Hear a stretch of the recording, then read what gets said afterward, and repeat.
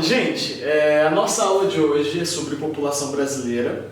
Semana passada a gente falou sobre transição demográfica e a gente vai trabalhar mais um pouquinho ainda com aquela ideia de transição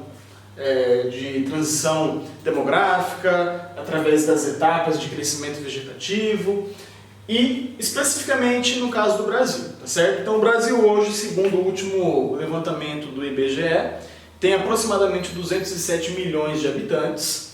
Então essa é a nossa população absoluta, lembrem lá o que isso significa. E a nossa população relativa, ou seja, a nossa densidade demográfica, ela se encontra hoje em 24 habitantes por quilômetro quadrado. Então, duas coisas que a gente pode concluir disso aqui. O Brasil é um país bastante populoso, porque a gente tem uma população de 207 milhões de habitantes, uma das maiores do mundo, tudo bem?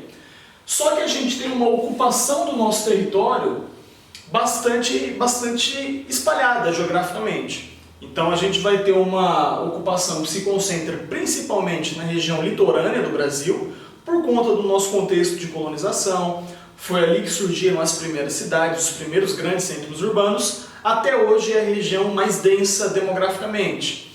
E a gente tem o interior do Brasil, a região centro-oeste, a região norte, que foi sendo ocupada muito tempo depois. Então vocês vão ver nas próximas aulas sobre migração que essas vão ser regiões que vão sendo aí ocupadas ao longo do século XX, mais para a metade do século XX, é quando a gente começa a ter uma ocupação de fato dessa região central do nosso país. Então a gente vai ter estados com uma densidade demográfica bastante elevada, como Rio de Janeiro e São Paulo, e a gente vai ter estados também com uma densidade demográfica muito pequena. Se eu não me engano, uma das menores do nosso país é a do Amapá. O Amapá é um estado que tem uma densidade demográfica bastante reduzida. Então, só a título de comparação, a gente consegue perceber como que a população no Brasil ela é absolutamente mal distribuída, assim como a população no mundo todo. Mas aqui no Brasil a gente tem essa especificidade, tá certo? A população no Brasil atualmente se encontra na etapa de desaceleração demográfica, que corresponde à terceira etapa naquele gráfico de transição demográfica que a gente falou na aula anterior. Então, o que isso significa na prática? Significa que nós já passamos aqui na nossa história pelo período de boom demográfico. A gente já passou por isso, que é essa segunda etapa, e agora a gente se encontra na etapa de desaceleração demográfica. Boom demográfico. Pronto. Bom, quais outras conclusões que a gente pode tirar disso? Primeira delas é que a população brasileira ela vem tendo um crescimento vegetativo cada vez mais lento. Vamos só retomar algumas coisas. O que é crescimento vegetativo? Gente, muita gente se perde com isso. Crescimento vegetativo nada mais é do que a diferença entre a taxa de natalidade e a taxa de mortalidade. Ou seja, é a taxa de natalidade menos a taxa de mortalidade. Guardem isso, porque eu não lembro de ter falado sobre o crescimento vegetativo na nossa aula de indicadores demográficos. Então pode ser que a gente tenha um pouco de problema aí para desenvolver esse tipo de conceito, tá certo? Bom, a gente vai ter então uma população cada vez mais envelhecida, uma população composta majoritariamente por adultos, e a gente vai ter diversas mudanças sociais e econômicas na história do Brasil. O que vai fazer com que a gente tenha essa transformação no nosso gráfico de transição demográfica? Gente, vamos começar aqui pelo começo. Nessa primeira etapa, a gente vai ter um exemplo de país que é majoritariamente rural, tá certo? O Brasil já se encontrou nessa primeira etapa. Na segunda etapa, a gente vai ter um país passando por transformações na indústria, a gente vai ter uma expansão dos centros urbanos, a gente vai ter um processo de urbanização. As pessoas começam a sair do campo e vão para as cidades, buscando novas oportunidades. Tudo bem? Nesse momento a gente vai ter uma explosão demográfica. E percebam o seguinte, nessas duas primeiras etapas, a taxa de natalidade é elevada. Vocês sabem entender por que essa taxa de natalidade é alta nessas primeiras etapas aqui da transição demográfica? Gente, se um país é majoritariamente agrário, a consequência é que ele seja um país menos desenvolvido, menos rico, consequentemente com menos acesso à informação, com menos acesso a métodos contraceptivos, com menos acesso àquilo que nós chamamos hoje de planejamento familiar, tá certo? Então, nesse momento, a gente vai ter uma elevada taxa de natalidade, fora que tem aquela piadinha também, que tem um fundo de verdade, de que no campo as pessoas precisam ter muitos filhos para que essas crianças sejam mão de obra. Isso costuma ser dito como piada, mas é verdade, isso é real. No campo, na roça, as pessoas tinham muitos filhos, também porque essas crianças iriam ajudar ali com uma idade bastante reduzida, inclusive meu avô, se eu não me engano, começou a trabalhar na roça com 8 anos, para começar a ajudar no campo, para colocar comida em casa, para começar a trabalhar. Então, de fato, isso é verdade, isso tem relação com esse tipo de coisa. Tem uma outra piada também, que essa não tem relação direta, mas a gente consegue tirar algumas coisas úteis dela. De que naquela época o pessoal não tinha televisão e acabava tendo muito filho por isso, porque não tinha muito o que fazer. Gente, isso é mentira, não existe correlação nenhuma entre isso. Mas a televisão, num certo momento, ela passa a ser um veículo de comunicação que vai informar as pessoas. Então, conforme as pessoas têm mais acesso à TV, têm mais acesso ao rádio, aos jornais, aos meios de comunicação, obviamente elas vão ter mais acesso à informação e acesso a métodos contraceptivos que elas não tinham antes. Então, olha só que interessante, a gente vai ter mais informação, a gente vai ter uma sociedade cada vez mais conectada, que consequentemente tem mais acesso à informação. Tudo bem?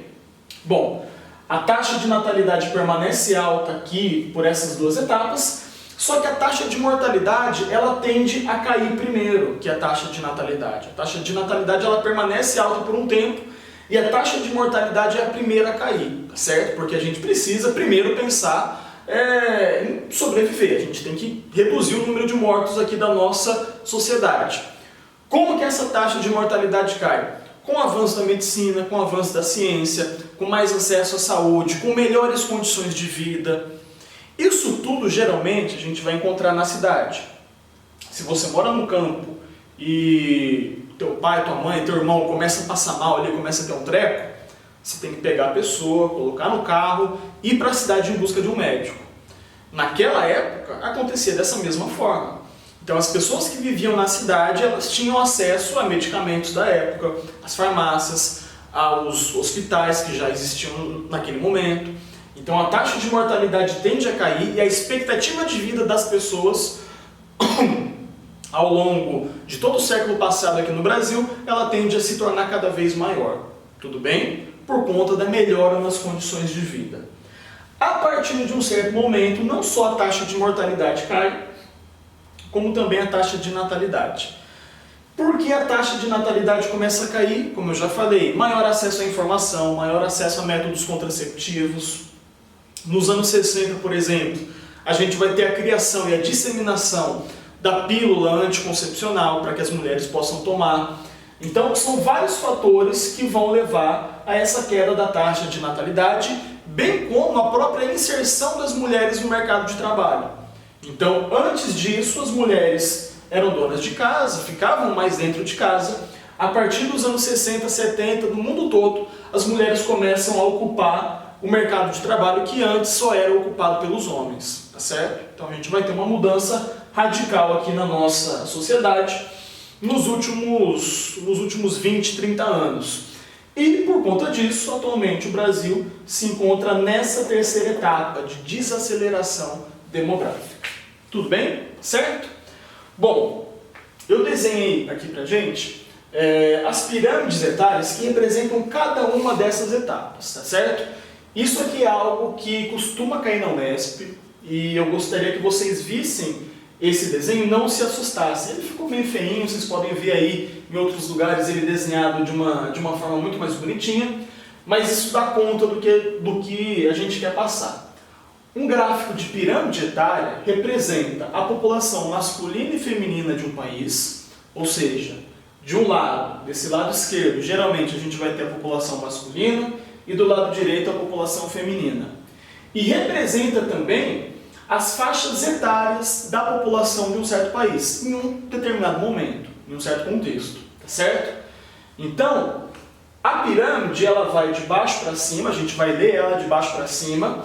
Aqui embaixo a gente vai ter a população de crianças, mais para cima a gente vai ter a população de jovens, mais para cima a gente vai ter os adultos e lá no topo a gente vai ter os idosos.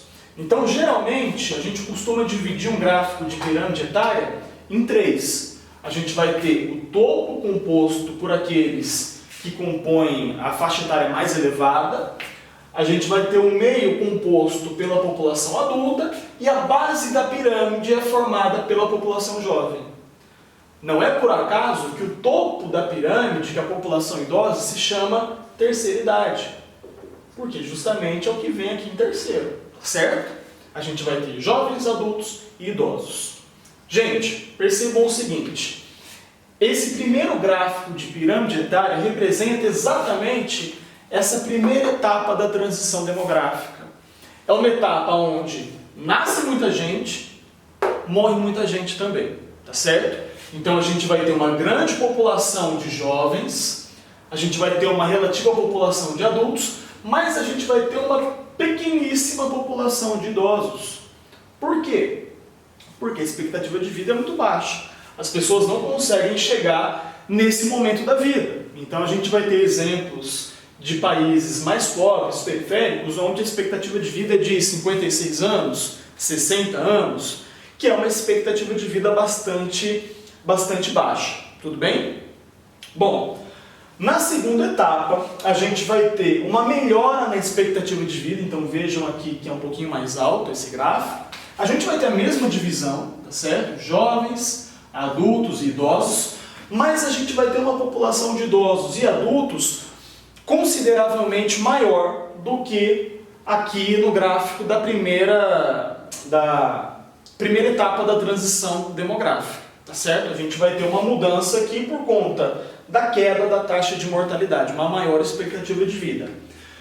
Na terceira etapa, que é a etapa na qual o Brasil se encontra, aí a gente tem uma mudança bastante significativa. A gente vai ter uma população de jovens considerável, a gente vai ter uma grande população de adultos, tão grande ou até maior que a de jovens, e a gente vai ter também uma população de idosos muito maior do que aquilo que a gente teve até então. Tudo bem? Então percebam que a pirâmide ela vai ficando cada vez mais deformada. Alguns falam que a pirâmide vai se invertendo. Eu não costumo gostar de trabalhar com esse conceito, mas daria para a gente falar também que a pirâmide vai se invertendo, vai ficando cada vez com a base mais estreita e o topo cada vez mais largo. A gente poderia falar em algo nesse sentido também. Na quarta e última etapa, que seriam os exemplos de Japão, França, Portugal, a gente vai ter uma população de jovens bastante reduzida, é menor do que essa, tá certo? A gente vai ter uma população de adultos menor do que essa aqui também, ainda que não dê para ver muito bem no gráfico porque ele está feio. E a gente vai ter uma população de idosos muito grande. Então seria um exemplo do Japão, por exemplo, em que a gente tem um sério problema em relação à previdência social daquele país. Japão, Portugal, França, são países que precisam lidar com esse problema porque a população está se tornando mais velha e não consegue mais dar conta do trabalho. Ou seja, é um país que acaba perdendo produtividade por conta desse envelhecimento populacional. Tudo bem? Gente, cada uma dessas pirâmides etárias representa uma fase de desenvolvimento de algum país, certo? Eu vou colocar para vocês uma questão da Unesp de segunda fase, que muitos de vocês se enroscam, porque ela é meio difícil de visualizar mesmo. Mas façam essa questão, porque isso é importante, isso costuma cair bastante nas provas, e eu sempre arrisco que isso caia, tá? Porque se não vai cair na segunda fase, cai na primeira fase. Então é sempre bom vocês terem esse conteúdo bastante fresco na mente, tá certo? Por fim, vamos falar um pouquinho sobre a composição étnica brasileira. Teria outras coisas para falar nessa aula também, mas como eu já disse para vocês, eu estou fazendo aqui algo muito mais rápido, muito mais dinâmico. A composição étnica brasileira, ela vai ser formada por 3 grandes matrizes populacionais, que vão ser a população indígena aqui do nosso país, a população de negros africanos trazidos à força, escravizados para o continente sul-americano, e a população de brancos europeus que colonizou o nosso continente a partir do século XVI e século XV. Tudo bem? Então essas grandes matrizes populacionais é que vai formar, de uma forma muito reduzida, tá certo? O grosso da composição étnica brasileira. Isso não significa que a gente não tenha a contribuição de outros povos na formação do nosso país. É óbvio que a gente tem. Tanto que se a gente fosse ver bem, cada uma dessas matrizes populacionais, não são todos os negros africanos que vêm para o Brasil. São de algumas regiões específicas, tá certo? Também não são todos os brancos europeus que vêm colonizar o Brasil. A gente vai ter principalmente portugueses, a gente vai ter em um certo momento franceses, holandeses, e isso vai se alterando ao longo da história, tudo bem? Fora que, nos séculos XIX e no século XX, a gente vai ter os processos de migração para o Brasil. Então a gente vai ter a chegada de japoneses, a gente vai ter a vinda de vários outros povos para o nosso país. Mas o que importa para a gente nesse momento, até então, é falar sobre essas 3 grandes matrizes populacionais. Por que é importante a gente falar de composição étnica brasileira? Porque o Brasil, além de ser um país bastante desigual em termos socioeconômicos, é um país também muito desigual em termos raciais, em termos étnicos. Tudo bem? Ah, Michel, qual que é a diferença entre raça e etnia? A etnia é um conceito muito mais abrangente. Ele vai envolver a cultura, vai envolver os costumes de um povo. E raça é um conceito que nós ainda utilizamos hoje em dia para falar sobre racismo e tudo mais, mas que está ultrapassado já há bastante tempo. A gente usa muito mais para fins sociológicos, para a gente deixar claro para a população algumas coisas, mas o mais correto a se utilizar mesmo é composição étnica e não composição racial, tá certo? Bom, a gente vai ter essas 3 grandes matrizes que vão dar origem aí à grande composição brasileira. Por muito tempo, a gente teve a ideia de que o Brasil era um país muito miscigenado e que por conta disso nós não tínhamos grandes conflitos étnicos raciais, que nós não tínhamos grandes desigualdades raciais e étnicas, e isso é uma mentira. A primeira delas é porque a gente tem muito racismo, a gente tem muita desigualdade racial, ainda que nós tenhamos puramente africana, que veio lá de 1600. Dificilmente você vai achar um branco europeu caucasiano que veio direto de Portugal, ou um indígena que não passou pelo processo de miscigenação. Existe, mas é muito mais difícil de você encontrar. O que a gente tem que levar em conta é que esse processo de miscigenação ele foi baseado em extrema violência. Não foi um processo pacífico, foi um processo baseado na violação de corpos de mulheres negras trazidas escravas do continente africano. A gente vai ter um histórico de estupro, a gente vai ter um histórico de abuso do corpo, principalmente da população indígena e da população negra africana. Eu costumo trazer esse exemplo em sala de aula porque é bastante comum a gente ter aquela história na família de uma bisa ou de uma tataravó que foi pega no laço. Eu já ouvi muito isso, inclusive de alunos nos outros anos, de que tem uma história na minha família que a bisa foi pega no laço. É disso que a gente está falando. A gente está falando de um processo de miscigenação realizado à força, ou seja, a sua bisavó ela foi violentada, ela foi estuprada, ela foi alvo de uma violência. Mas geralmente a gente costuma apagar isso da história da nossa família, porque não pega bem admitir que os nossos antepassados faziam esse tipo de coisa. Tudo bem?